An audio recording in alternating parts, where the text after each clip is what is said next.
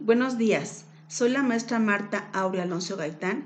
Bienvenidos a este curso propedéutico de la materia Historia de México, que está conformado por 5 bloques. Empezamos con el bloque 1, Culturas prehispánicas y la conformación de la Nueva España.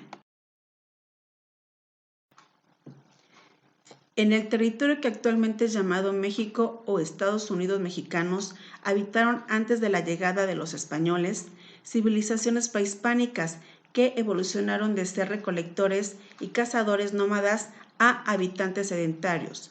Gracias al descubrimiento de la agricultura, que les permitió construir ciudades y organizarse en forma política, social y religiosa, esta evolución se dio en mayor parte en el área conocida como Mesoamérica, donde el clima diverso de esta región facilitó la agricultura. En Aridoamérica también hubo asentamientos humanos, aunque no de gran esplendor, ya que el clima no permitía las cosechas abundantes que se daban en Mesoamérica. Estos habitantes se dedicaban a la caza, recolección de frutas y pesca en épocas de lluvia, aprovechaban la humedad para cultivar. Entre las culturas que se desarrollaron en México, en la región cultural llamada Mesoamérica, están los olmecas, los mayas, los toltecas, los mexicas o aztecas, que dejaron grandes construcciones que hoy día se pueden apreciar en los sitios arqueológicos que existen en el país. En Aridoamérica hay sitios urbanos importantes, como el de Paquimé, ubicado en el municipio de Casas Grandes, Chihuahua, o La Quemada y Chalchihuetes, ambos sitios ubicados en el estado de Zacatecas, México. Para entender la evolución de las civilizaciones mesoamericanas, los historiadores dividieron en 3 periodos culturales la evolución de las culturas prehispánicas. El preclásico, que abarca desde 2500 a.C., cuando se comienzan a organizar aldeas agrícolas permanentes y se extiende hasta el 200 después de Cristo. El clásico, que se extiende del 200 al 900 después de Cristo. En este periodo se forman grandes ciudades con una sociedad teocrática. El posclásico se extiende del 900 hasta la llegada de los europeos a México, Tenochtitlán, en 1521. Se caracteriza por las constantes guerras entre los pueblos mesoamericanos y la decadencia de las grandes civilizaciones.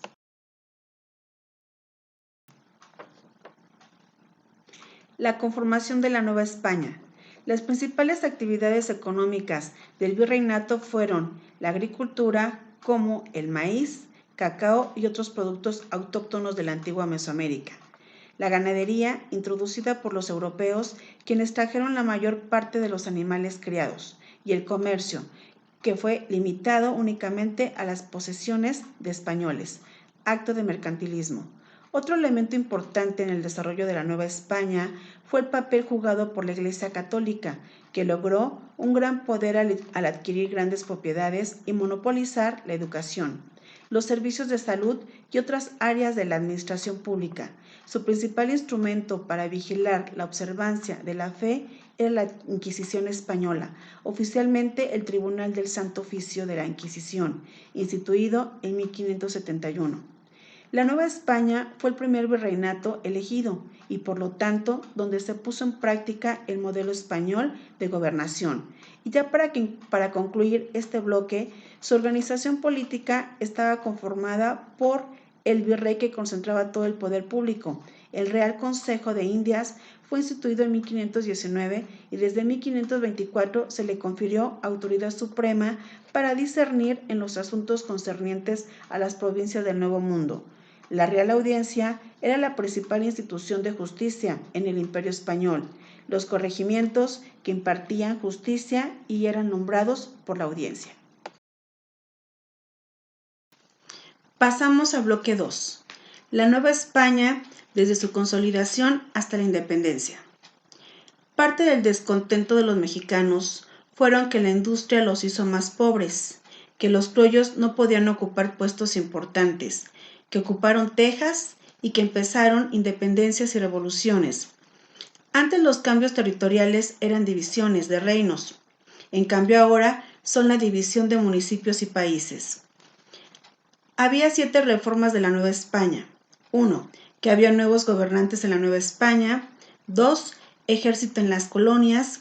3. El fortalecimiento del clero. 4. Las reformas del sistema de comercio. 5. La burocracia. 6. Las intendencias. 7. Transferencias de riquezas. El arte era muy diferente y fue cambiando. Se notaba en las calles, murales, teatros y pinturas, etc. Pasamos al bloque 3, de la consumación de la independencia al inicio de la Revolución Mexicana, 1821-1911. El perfil del país al inicio de su vida independiente. Consumada la independencia, el poder político y económico seguía en manos de los grupos privilegiados, como son corporaciones. Los trabajadores pobres continuaron viviendo en condiciones semejantes a las que habían prevalecido durante el virreinato. Los políticos causaban desorden, inestabilidad y anarquía. El gobierno enfrentaba crisis financiera y dispersión del poder.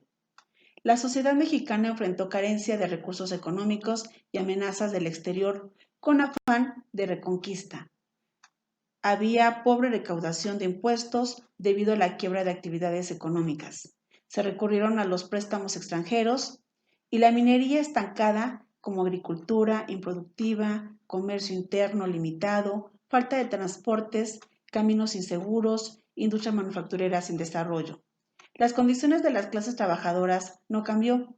Además, había estancamiento en todos los sectores de la producción. La minería fue estancada ya que no había capital para invertir. Periodo de guerras. En 1829, la victoria de Tampico, Isidro Barradas, es enviado a México acompañado de flotas de guerra para tratar de reconquistar y es derrotado en Veracruz y Tampico. En 1836 es cuando se separa Texas. La batalla de Álamo dio pauta para que Estados Unidos apoyara a los tejanos para que estos consiguieran su independencia. Tiempo después se anexarían a territorio norteamericano y de ahí seguir con su afán expansionista hacia otros territorios de México. En 1838, la invasión francesa o Guerra de los Pasteles se da cuando un pastelero francés hace reclamo al gobierno de México por la cantidad de 5,000 pesos, debido a que su negocio fue perjudicado por rebeldes. La situación se tensa y sirve para encender la mecha para una guerra contra Francia. En 1848, guerra contra los Estados Unidos de América. Una vez anexado el territorio tejano, Estados Unidos creó un conflicto con el gobierno mexicano por cuestiones de fronteras. Además, pretendía los territorios de California, Arizona y Nuevo México. Después de una serie de batallas, Antonio López de Santa Anna, presidente de México, hace los tratados de Guadalupe Hidalgo, mediante los cuales cede los territorios en disputa al gobierno norteamericano por la ridícula cantidad de 15 millones de pesos.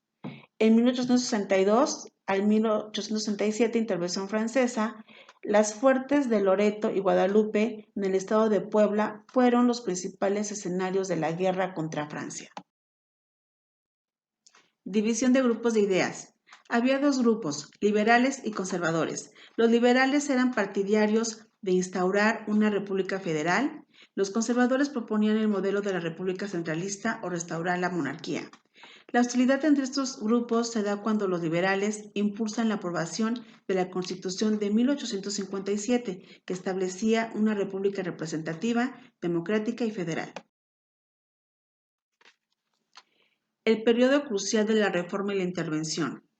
El 5 de febrero de 1857 se promulga una nueva constitución política que declaraba una república representativa, democrática y federal. Los conservadores rechazan las leyes y exigían su anulación. Félix Zuluaga da a conocer el plan de Tacubaya que demandaba convocar un congreso extraordinario para la elaboración de otra constitución.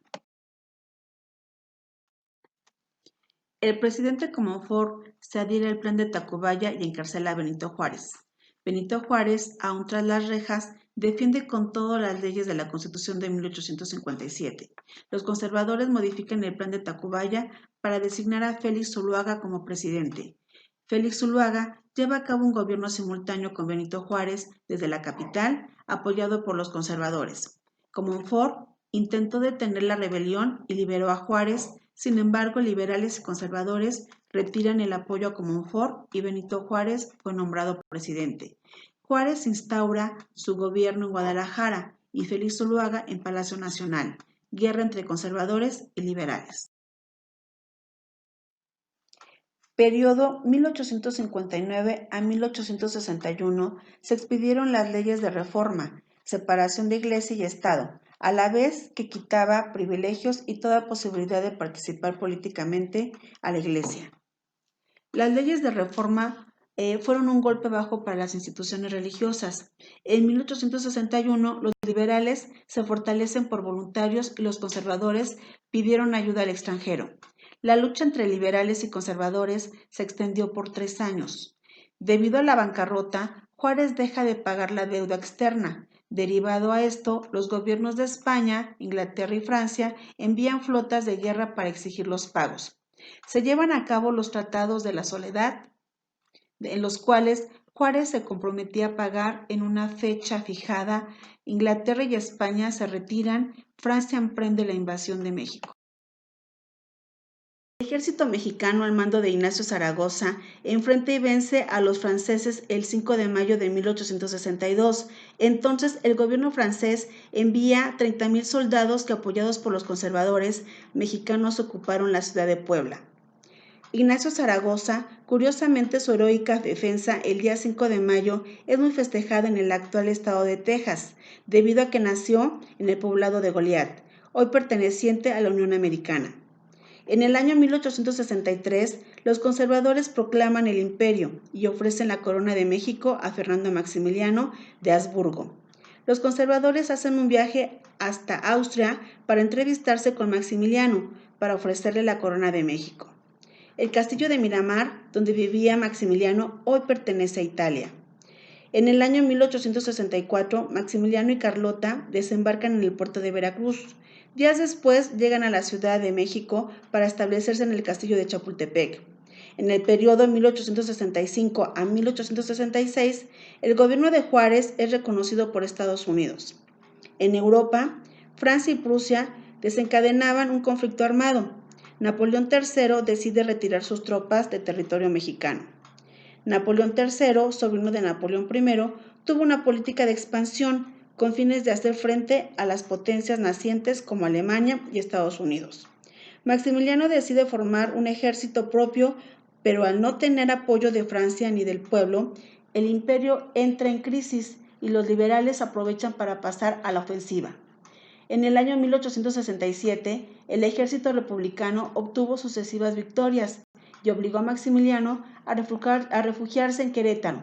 Ahí se libró de la batalla decisiva. Maximiliano, junto con sus jefes militares, Miguel Miramón y Tomás Mejía, son pasados por las armas por un consejo de guerra. Benito Juárez regresa a la Ciudad de México y restaura la República. Los años de paz, crecimiento económico y dictadura. Una vez restaurada la República, Benito Juárez y Sebastián Lerdo de Tejada reorganizan la hacienda pública, economía y la paz social. Porfirio Díaz, contendiente en el año de 1876 con Lerdo de Tejada para asumir la presidencia de la República, resultando el segundo presidente electo. Sebastián Lerdo de Tejada es mano derecha de Juárez y sucesor. Porfirio Díaz se levanta en armas con afán de derrocar a Lerdo de Tejada. Para ello, publica el Plan de Tuxtepec. Díaz derrotó a Lerdo de Tejada y asume la presidencia, la cual retuvo por medio de sucesivas reelecciones.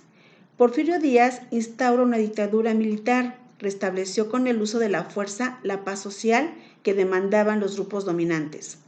El capital extranjero controló las diversas actividades económicas, como las vías de comunicación, transportes, agricultura y haciendas. El ferrocarril, el más importante logro para la comunicación y el transporte de la época porfiriana. Al comienzo del siglo XX, se acentúan los problemas sociales y crisis económicas. Provocaron el descontento en la población, lo que provocó el inicio de la Revolución Mexicana, encabezada por Madero. El objetivo, derrocar a Díaz.